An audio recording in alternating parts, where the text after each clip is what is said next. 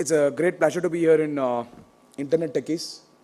In fact, Harish called me in the month of April and asked my time, and I said immediately yes, because Harish is a very vibrant entrepreneur. We are on the same path of the same journey actually as an entrepreneur. So I will never say no to an entrepreneur who is actually progressing. And he actually asked me to speak about the digital economy, how the BHIM app and UPI app is actually functioning in the country. I thought for the first 10 minutes to 15 minutes, I will be briefing about how the digital India actually is taking off, because that is the key area for the entrepreneurs here. And then I'll be taking you to the trajectory of the digital payments. I'm sure all of them here are updated about the Digital India campaign that's going on around the country, brought in by the Honorable Prime Minister. And add to that, yesterday, these days I don't address on Digital India, but it's only for Harish I have agreed to address. These days I address about only on the goods and service tax. It's the hottest topic, and I've been in the system of chartered accountancy for the past 10 years since my articleship with one of the big fours. I recently started before 2 months on this journey of specializing on goods and service tax. The first batch when we conducted goods and service tax, actually nobody came for my program. In the same ITC hall only I booked, nobody came. But today, when I actually announce a batch, it's full. More than your Kabali movie and Bahubali movie, people actually attend. And the Digital India is actually, now the government of India in 2014, when the Honorable Prime Minister came to the power, that is when this Digital India actually was a thought process. It was already there in the previous government also, but this government wanted to fast track. There are certain statistics which you will be excited to know, because that is directly going to impact your business. And government is doing so many things around where you can align your entrepreneurship with the government's initiative. That's my take today, and then I'll explain about the BHIM app and UPI app, which is fundamentally a procedure which I will be explaining. And many people think GST is a tax reform. And it is not a tax reform actually, it is a technology reform. And business people here, I'm sure everybody is an entrepreneur here or working somewhere, it is not 3 return, it is only 1 return. And all returns are being now filed in the digital medium. First of all, we need to understand why government is actually thinking about the GST. The government is thinking about the GST because Digital India is success in the country. If Digital India was not successful, government will not even think about the GST in a hurry-burry manner. What would have happened? It would have been a old wine in the new bottle. Because it was the vision of the GST was brought in by Atal Bihari Vajpayee ji in 1998. It was a seed was laid by him. And subsequently, all the government wanted to bring the GST.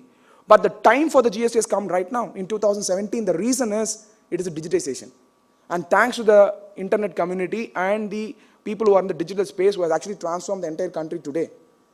And I have statistics where when the government came in, it was hardly about, when I saw the statistics, it was hardly about 300 million people, 280 million people or 270 million people who are in the internet.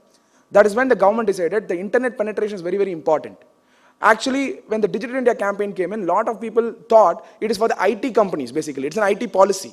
No, it is impacting each and every citizen today, the digital space. Now, this Digital India, when the government was visioning, the vision of the government was to reach to the rural masses. The technology, what is available to you and me in the city, that same technology should be available to the rural citizen also. Today, we already have income inequality. But we need to have technology. If the technology also is accessibility is unequal, or it is not accessible to some part of the country, the knowledge of the people will not be the same.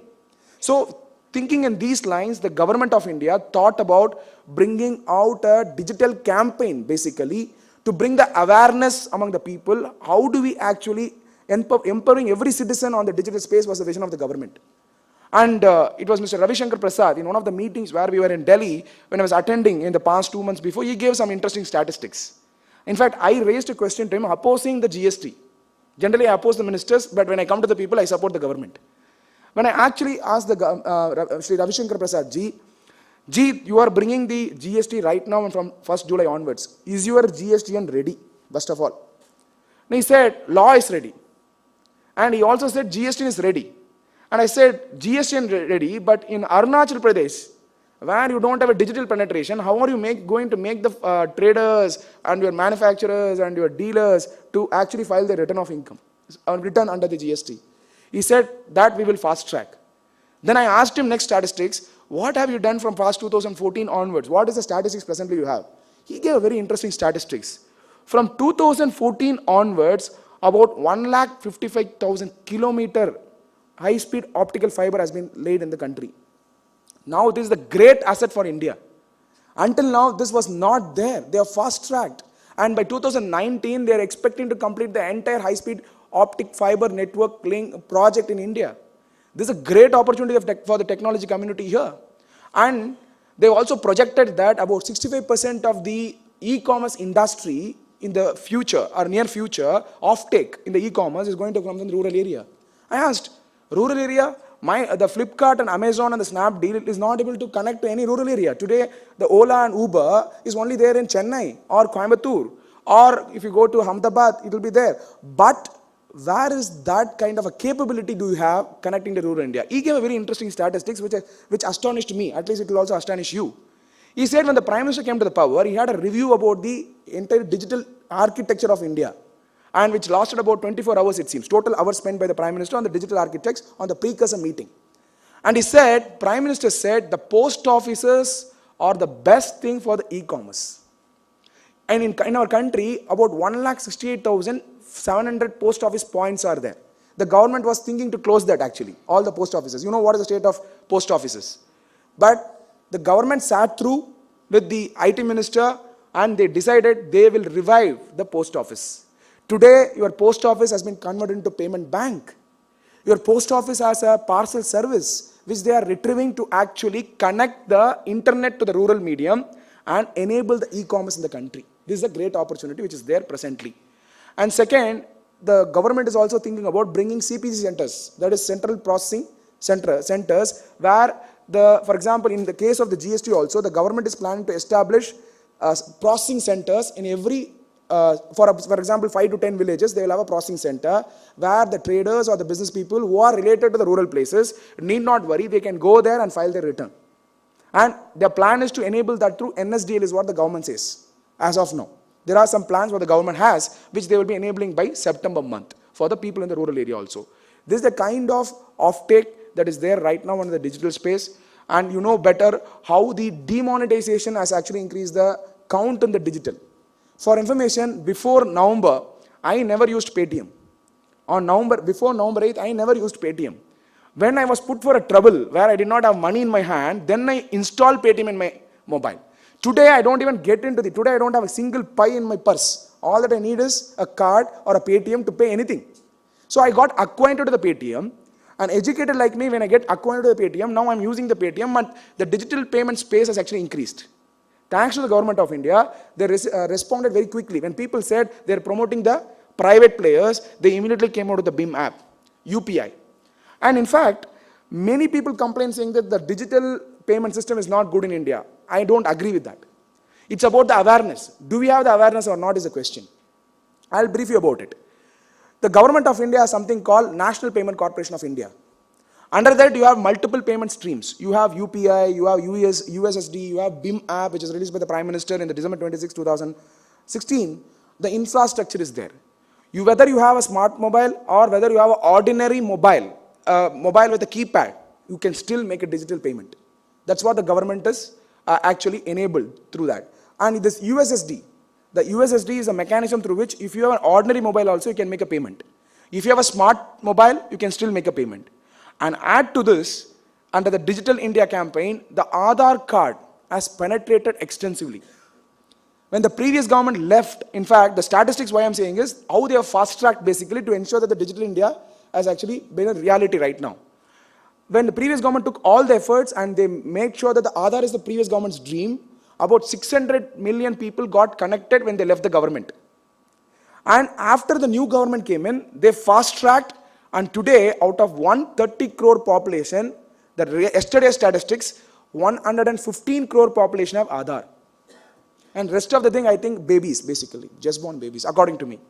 So this is the kind of statistics you have, and digital payment is a reality, Digital India is a reality, and for your information, the entire GST, which is already live from night 12:01, where the bill, when you actually raised, should have been at 12:01.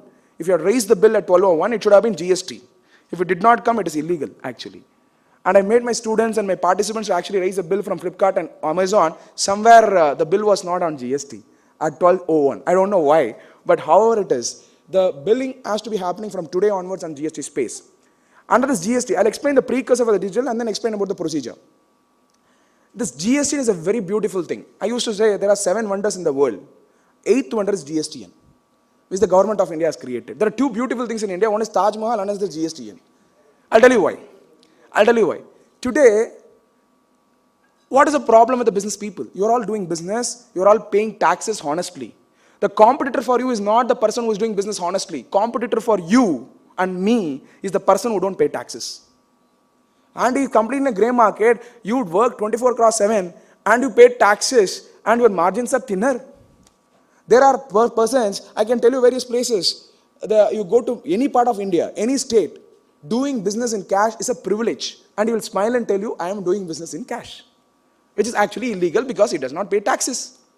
Now, many people crib about GST, but outright I support because GST is a mechanism through which technology is enabled. The beauty of the GST is, why I call it as a beauty is, if your supplier does not pay taxes to the government, for you, your input tax credit is denied within the certain limited period of time. What was happening previously? I used to show, for example, when I say I, it is getting recorded, I am not the person, but a business person used to show a different turnover for different regulation. I'll tell you what. I am a chartered accountant, I'll tell you the real ground level reality. A person will declare a different turnover for VAT. A person will declare different turnover for income tax. Person will declare different turnover for original balance sheet of for bank loan and also projected balance sheet different turnover. And all this turnover, the business people itself doesn't know which is the right turnover. The stock will be different on the floor. Why it happened? Because the black economy was increasing because of the cash element. You may think that cash is not harmful. Cash is very harmful to the country. Cash should not be there according to me, or less cash should be there in the country. Cashless is not possible. This cash is a devil. You know why? The cash breeds black money. The breeded black money becomes black wealth. Sometimes the black money is actually funded to anti-national activities. In Hawala market, the money does not go outside India. The money stays in India, and the person who is supposed to get money gets from another country. What is this staying here? It is staying here because to fund to the NGOs which are actually into the anti-national activity. This is the element of cash. This cash has to be eradicated. This is the call that every person should take. People who crib about the digital payment, I think they have not understood the national security issue of India. For example, when the November 8th and the demonetization was announced by the Honorable Prime Minister, on November 9th, 10th and 11th, the short-term effect was in Jammu and Kashmir, no stone belting happened. People went for examination. Our own brothers and sisters went for the examination. They wrote the exams. That's an immediate effect. And equivalent to the cash economy, cash portion in the country, there is a fake currency more than that. They say that when the machineries was given for auction, that was given for Pakistan for sale. They print better currencies and then get circulated. And now tell me, if the cash portion gets decreased, there's no question of fake currency. And 86% was 500,000. Why I'm telling all these statistics is because we have to take a conscious effort to move to digital space. That's all. And who is the best community to do this? The information technology or the technology community. And entrepreneurial, the BPOs. For example, today the untapped place is a rural segment. If today the technology penetrates to the rural segment, we can make a difference in the lives of the people. Very easy. Be it your medical, be it a healthcare segment or education, everything can be transformed. Today, urbanization is happening. The urban-rural divide is high because people from rural area leaving the activity, core activity, come to urban area, and because of the urban and rural divide is happening. The same person, if the same facility is provided in this rural area, he will not migrate out here. He is either migrating for 2 reasons only. The person is migrating to rural area, from rural area to urban area only for 2 reasons. 1, for the better healthcare, 2, for the good education, most of them. If the same thing is provided, how can it be provided? It can only be enabled through Digital India campaign. So this is the power to empower. That's the reason the government has been pushing. Let me show you the 9 pillars of the Digital India.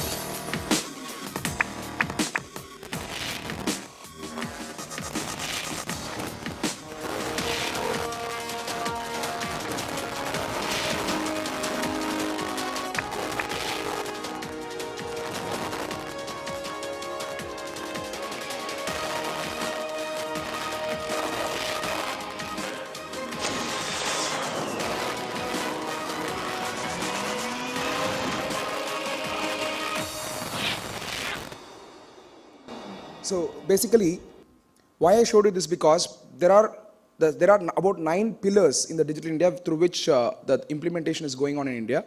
And one more important thing that I forgot to mention was your JAM project of the government. Jandan, Aadhaar and mobile. In this Jandan, when the government came into the power, they actually wanted to ensure that the subsidy leakage does not happen. What they did, they penetrated the people and they ensured that they got the bank accounts. Today about 27 crore people have bank accounts in India. This 27 crore bank accounts are Jandan accounts, where what was the problem happening? The problem happening was the government was, they want to deploy the fund. The fund was also deployed from Delhi, but it never reached to the people who are supposed to get it. Today the beauty of the digital India, where today 27 crore people, if the Prime Minister decides or the government decides to drop the money to the rural segment or to the people who are needy about the money or who are eligible for the scheme, they can drop directly into the bank account. The middleman is eliminated. This is the empowerment that the digital India has provided. And second, Aadhaar, which I already explained, about 115 crore population in the country has Aadhaar card. And Aadhaar is a very, very important. Today we don't have a proper data about poverty. And I'm making with full conviction, it can be on record. Because the government does not have a proper data on poverty. Government does not know what is your income levels. Government does not know what is my income level. I might be earning 1 crore, but I will go in my train and get a subsidy what a poor person is getting. So there need to be a policy making with the proper data, which our country is lacking. Can I tell you something? The GST, the JAM, the demonetization as actually a boon for the digital India. Demonetization, many criticize. We are not sure whether it is success or failure. I deem it a success for 2 reasons. One, every 500 and 1000 got address. Earlier it did not have address. Second, 90 lakh assessees got added. 90 lakh assessees got added because they gave the PAN number for depositing. Today I have the PAN number of the assessees. I know what is the deposit amount. I can directly question them if they are not coming under the tax net. So 90 lakh assessees plus existing assessees of 86 lakh, which is about 8.6 million presently under the GST, will surely increase the tax base in India. And why tax is important? The tax is now enabled through technology. And why tax is important? The tax is important because I need to develop the country. To develop the country, I need revenue. Just the way we want money for running your family, you need money to run the government. And government does not have money to run the country. So accordingly, this is very, very important. Second, the digitization is actually going to reduce the black component completely. I'll tell you how. Today, many people don't have a bigger picture of the black money. You all think the black money is actually there only in the domestic, domestically in the country. That is nothing. Can I tell you the count of the black money which is there outside India? The count of the black money outside India is 90 lakh crore. 90 lakh crore as per the Global Integrity Financial Reports. Integrity Report. Global Integrity Financial Report. Second, what is the debt of India? The debt of India, which we owe outside India, is 70 lakh crore. What's the black money that was generated in India which is outside India? 90 lakh crore. 70 lakh crore is the debt of India. 90 minus 70, 20 lakh is the surplus money ideally I should have in my country. But my budget is 24 lakh. It is a deficit budget.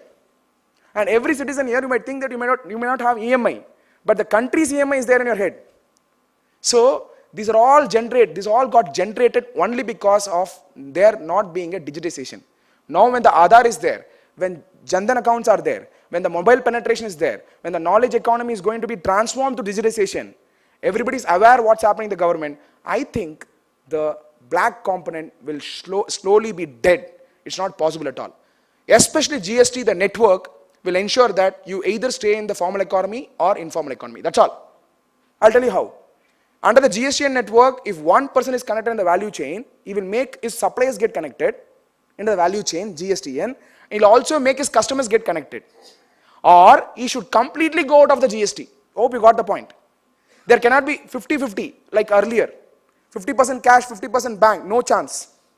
No chance at all. Because the technology is such a way that you can file your return. Technology. Look at the implementation of the technology, the GSTN. You can only file the return provided your supplier is actually confirming your input tax credit. I supply a product to you, which is an input for you. in that system, I will file GSTR 1, which is my outward supply. And you will file GSTR 2, which is your inward supply. Only when my outward supply matches with your inward supply, I will be eligible for the input tax credit, which is enabled through technology. Here, no manual intervention. And because of that, the input tax credit of respective month is known upfront. And you know what? The exemption limit for the registration is people who are going to take the exemption of registration will not be eligible for the input tax credit.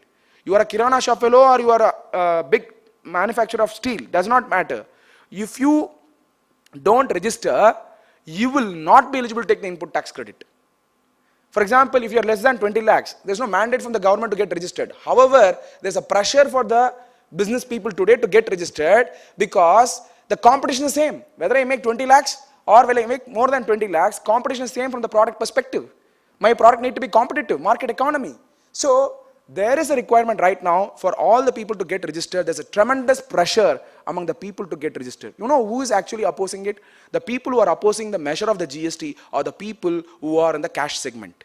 The gold business, the diamond business, the textile. And I can tell you all the sector, you go and check all the sector, who is there actually in the cash segment are the people who are crying and cribbing. You are a technology person. You know in a technology you can't have that kind of a model.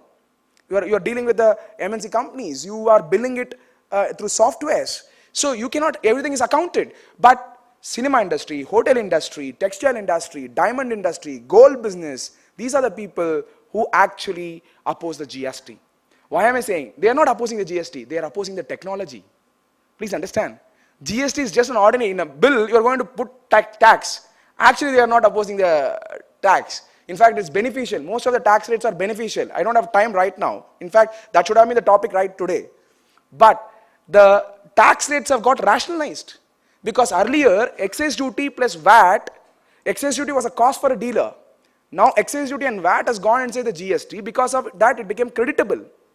Now, people who crib about become creditable, and GST you can take anything credit. So, people who crib are not the people who oppose the tax, who are not welcoming the technology. Complaining that the technology is complicated, very simple. I asked a simple question. Somebody who was opposing the technology of GST. I said, when Steve Jobs showed the iPhone, I did not believe one day I will get an iPhone. But I acquainted the technology. Today it has become part and parcel of my life. I can't live when my phone goes off with a low battery. That's a kind of temperament we have today. Everyone has. Same is the kind of a business people. You will see the country is going to take a different transformation from yesterday. I can bet you. You can take it on record. Because all that you need is tax to run the country. Second, the country should be corrupt free. Third is the business people should not be disturbed, and the income tax officers or in the commercial tax or the central excise, because everything is going to be crushed and GST is going to be there, where physical interaction is going to be less. It's minimum government, maximum governance, which is going to be there from today onwards. There are some hiccups between this, but however, this is the digital India face of India, and digital economy is going to stay here. It's not going to reduce, it's going to multiply. Are we going to use that for the economic growth of the country? Are we going to use that for the empowerment of the citizen? That's the question. And these are all possible only to, before I show this video, let me take you through the, I'm sure many people, how many of them use BHIM app here as against your Paytm? At least I don't use BHIM app. But they have brought in such a way that the BHIM app is same kind of model like your Paytm. I'll tell you why government got this BHIM app. First of all, what happened? People went on to complain that the government is actually promoting the private players, and it happened by default. And government took this as a responsibility and ensured that the BHIM app has been brought in. And on the digital payment today, what happens is, what are the requirements? For example, if you want to register on BHIM Aadhaar, your Aadhaar is a mandate. For example, you went to get this Reliance Jio, right? Same is the case where you put the Aadhaar number that is mapped to your bank account, then bank account automatically comes. And smartphone with internet facility is required, fingerprint scanner attached to smartphone is required to actually first time to enable it, or you can manually enter. You can manually enter the Aadhaar card and Aadhaar number seeded to bank account. You all know that the bank has actually asked to map your Aadhaar. Why? for this purpose. People are thinking they are mapping for the purpose of finding out income. No. To integrate all the technology only the government is saying. I did not understand until I went through the digital payment space, and then only I went on to give the Aadhaar. If that is the case with me itself, think about the rural citizens. Here in India, we will not give any information without any benefit. For example, Reliance Jio came, we never even bothered how the data of Aadhaar details got populated to Reliance. But we stood in the line to get the SIM because it's free. But here is the government which talks about please provide your Aadhaar so that you can interlink the technology. People are delaying it. And then availability, merchant onboarded by his or her bank, and 22 banks on BHIM Aadhaar and more coming soon.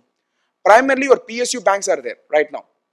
That's the reason people are not using your BHIM right now. It is not taking off. But government is doing all sort of measure to ensure that the awareness about the BHIM app is being brought in. The way the government was visioning about the BHIM app is not happening. In fact, Prime Minister allocated about 500 crores in the summer holidays for the students to refer the BHIM app to the people. That incentive also did not take off actually, to put it in a very simple way. It will take its time for in taking off. Then Aadhaar based system for merchants, account to account transfer. For example, I am having a balance. For example, if I have a balance in the bank account, if I map that bank account to the BHIM app, on clicking your BHIM app and entering the bank account and entering the amount, you can do the account to account transfer also. Just the way the internet banking, you are mapping that to your BHIM app. Now you are going to ask me what is the benefit. There you are going to a specific bank and doing the transaction. Here you can have multiple banks mapped to your BHIM app. Hope you got the point. For example, you have 3 or 4 bank accounts. You can map that to the BHIM app and you can transfer the amount. Customers can pay without need of card or phone. That is possible. Merchant can accept payment through this mobile using the finger print scanner. Again, if you see, merchants are also not using the BHIM app. If you go to the merchants, primarily they show you the QR card, where you can actually make payment through Paytm. Same QR card is there provided by the government also. Why merchants are not using that facility provided by the government? Not because they don't like, but because they are not having trust. That's all. Whether it will work or not, 24/7. If I call Paytm, somebody will answer me. If I call BHIM app, who will answer me? This notion is still there.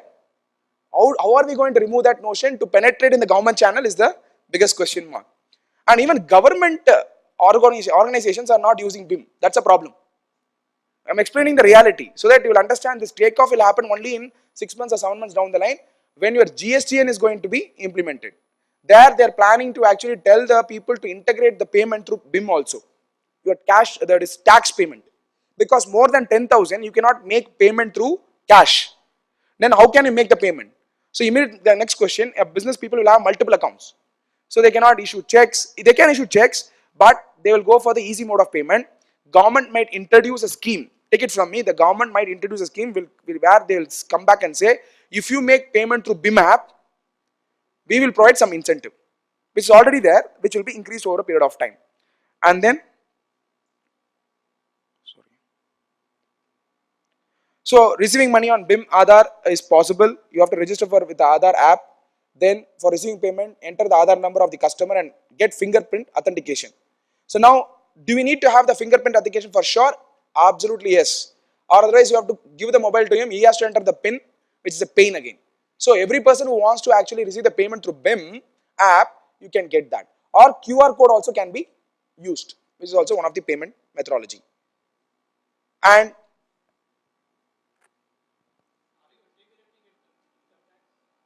see, the government is now the government has not integrated with income tax and all. You can make payment because of payment interface. There's nothing a map, and it should work also.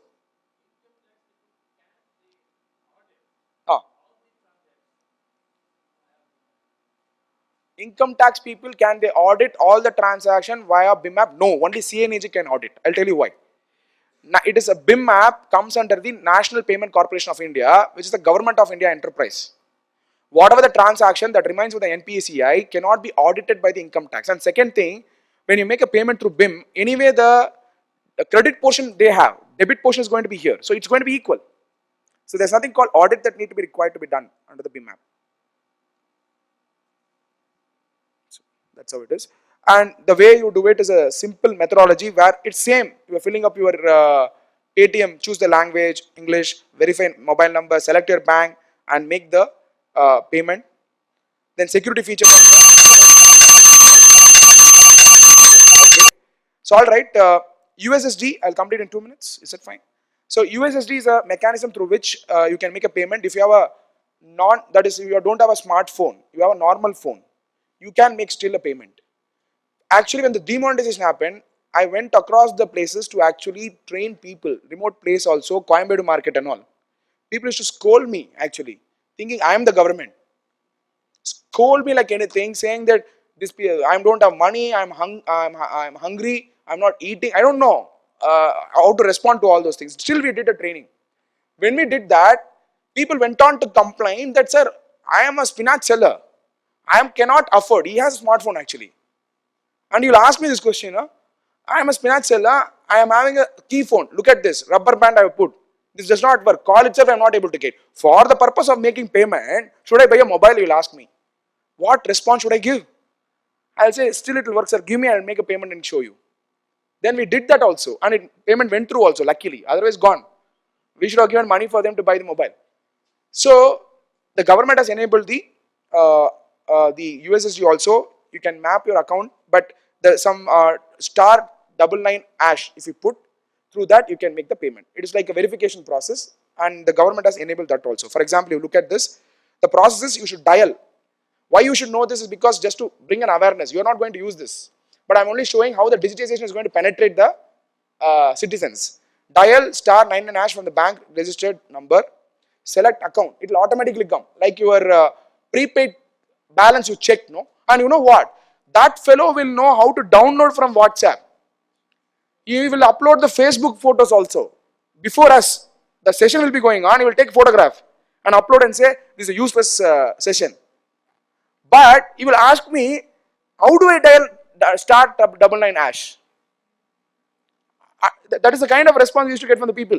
And he will dial and tell me, it is not working now. What will I do? Then the signal is not coming. Signal coming, not coming, you are in Vodafone. How can the government be responsible for that?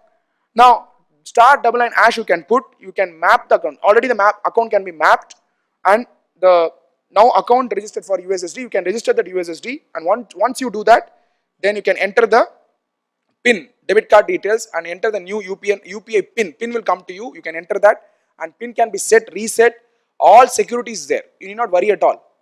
Just the way you actually recharge your prepaid, you can actually make a payment. As simple as that. All that you need is the mobile number of another person. That's all. If you have that, you can make the payment under the USSD. And Aadhaar enabled payment system. Okay, BIM I am not using. USSD I am not using. Do you have an Aadhaar card? 115 crore people have an Aadhaar card. You will say, I have Aadhaar card at bureau. Why should I bring? Yeah, we have to bring the Aadhaar card. If you bring the Aadhaar card, you can show that Aadhaar card which is mapped to the your account. Moment you show the Aadhaar card, there are QR card through which account will be mapped, and the vendor will ask you which account you want to access, and you can make the payment. And security is there where you have to remember the PIN. And again, the citizen will ask you, how will I remember the PIN? I asked him, do you remember the phone number? No, I don't remember the phone number. This is a kind of response. So PIN has to be remembered at least. This is for sure. There's no doubt about it. Or if you don't remember the PIN, the government said, don't worry. You show the Aadhaar card, keep your thumb impression, that becomes your kind of a PIN, which is a unique thing through which you can make payment. And then you will talk about, you know what, the person who is listening will talk about fraud which has happened through the thumb also. That much knowledge you will have. And say security issues are there in the government. So I said, when Reliance was announcing free, you stood in the line and you did not even mind to share your thumb impression. You didn't even think also, because SIM card came free of cost. And you gave your finger thumb, but now for making payment, every question you are asking. So that is a kind of response people have. So there are various steps in it. You can very well watch it. I'll circulate this to you. It's a Government of India published digital payment. It is already there. And you can use this presentation. With the last video, I'll conclude the session. This video will show you how India will transform itself in the days to come. and why it requires Digital India. This is a story of India versus India. One India is standing in the queue since hours, while the other one has already set out for work long back. One India is content with theoretical knowledge, while the other one is tapping the global knowledge bank. One India is miles away from the government, while the other one interacts with the government many times a day. One India suffers the problem of choked lines, while the other one is already online. One India is still grappling with the heaps of paper, while the other one has gone paper-free. So why not bring both the India together on a digital platform, so that both government and citizens can go online, so that we don't have to put aside our jobs, studies or home to stand in queues, so that our blood pressure and the petrol gauge remains normal, so that we don't need to sweat and waste our time. So let's together make a digital India. Power to empower. Our Honorable Prime Minister has always envisaged every scheme with an approach to empower the citizens. An example of this empowerment is JAM, Jan Dhan, Aadhaar and Mobile. Another major step towards empowerment is the Digital India Mission.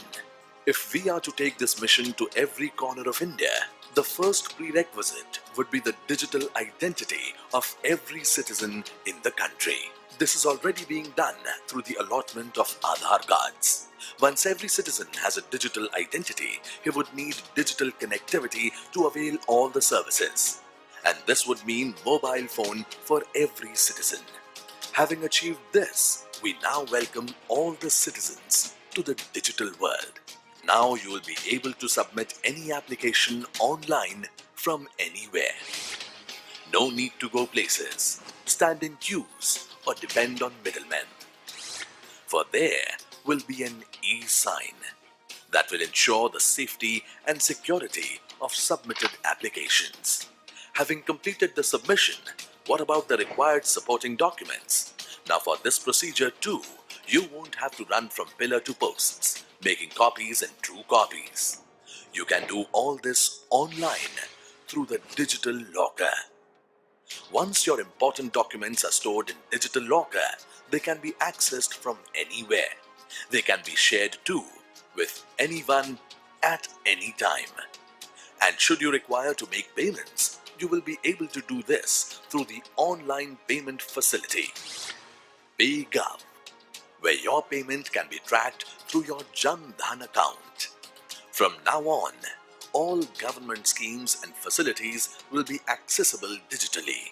But what needs to be noted is that all this infrastructure and facilities will only be successful when each and every citizen is made digitally literate. And that is why the government has started a huge class across the country called the National Digital Literacy Mission, wherein around 3 crore people are being provided education on the basics of computers and internet. You can even communicate with the government directly and contribute to the nation's progress through MyGov platform. Digital India has its perks for our farmers too, through the nation's agriculture markets, which will soon be connected through the digital platform. Farmers from rural areas can get online information and online guidance about weather, seeds, fertilizers and much more. A facility which will help to augment their earning and thus improve their lifestyles. Each of these online facilities are set to reach you right at your doorsteps, your office, field, factory, school, college, hospital. With more than 1 billion in population, India is known for its huge imports of electronic goods.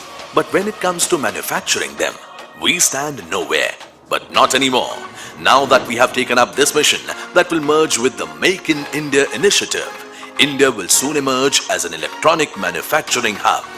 This revolutionary movement will empower us to transform our youth into great researchers and innovators in the field of electronics. As skill development too will be promoted through one of the government's largest skill development programs. And this mission will result in the emergence of a digital India that will be self-sufficient and will be poised to take off on a single platform. Transparent, accountable and citizen-friendly. Here I sign up, let's register and now enter. And we are done with the registration, Bauji. Time to leave for college. This is the other India that we were talking about. Paper-free, line-free and tension-free. So thank you so much for this wonderful opportunity. In fact, I was working for KPMG. I see some KPMG employees also here. In fact, I was working for KPMG. Post demonetization, actually I met up with His Holiness Dalai Lama, and we were having a conversation. The video is there in YouTube also. You can put Sathya Kumar and check. And he said, what are you doing for the society? You are taking care of yourself. Why can't you think about the society where you can integrate the profession, where you can do? And on the way from Dharamshala to Chennai, on the flight, I was just thinking, what should I do? The first thing that I did was to leave my job. Then think about what can I do? And I took that hard decision of leaving the job because I was there for 10 years. It's KPMG was my home there here in Chennai. So, and I left my job immediately next day because I completed 10 years. And then I thought, what should I do? And the GST came in the picture. And I thought bringing awareness about the schemes of the government is a very, very important facet and very important thing that need to be done. Murli is also here, my good mentor. So then I started doing this campaign. There is so much response from the people where they support. Today, the citizens should understand what the government does. Very important. And entrepreneurs should also align their entrepreneurship with the vision of the government. Very important. Government cannot do something parallelly different from what you do. And you cannot do what government does not do, because when you converge with that, synergy is very high. I think the transformation has started in the country. We should be the part of the success story. And I've reached out to, for example, for GST, I've reached out to more than 5 lakh people through various mediums. YouTube, post leaving my KPMG within 2 months, through YouTube, television channel, radio. You call me anywhere, I'll come and speak about GST. Whether you have AC or not, whether you have food or not, doesn't matter. All that the purpose was to reach out to the people. We have even done sessions in the midnights to actually educate the people. I think the most important thing is the empowerment that is required. The skill is there, the aspiration is there. The direction and empowerment is what I think is lacking. I think entrepreneurs like you, who are in the digital space, can transform the country like anything. One thing that can take India to a developed nation is not providing subsidies, is not about giving freebies. That can transform is the digital economy. People are knowledgeable, they're empowered, they know what to do. And they will do for the country. And I think this is a phase we are in. You can always reach out to me. My contacts are here. Thank you, Harish. But for Harish, I would not have agreed for this session. And thank you for this wonderful opportunity. I wish Harish for a wonderful career ahead, and all the stakeholders with Harish should also grow along this, and the Internettechies should become one of the digital policy making to the government. I think it should be that vision we should carry on. And thanks, Ram, for the wonderful memento. Thanks, Murli sir. Thanks for joining here and listening to me. Thank you so much.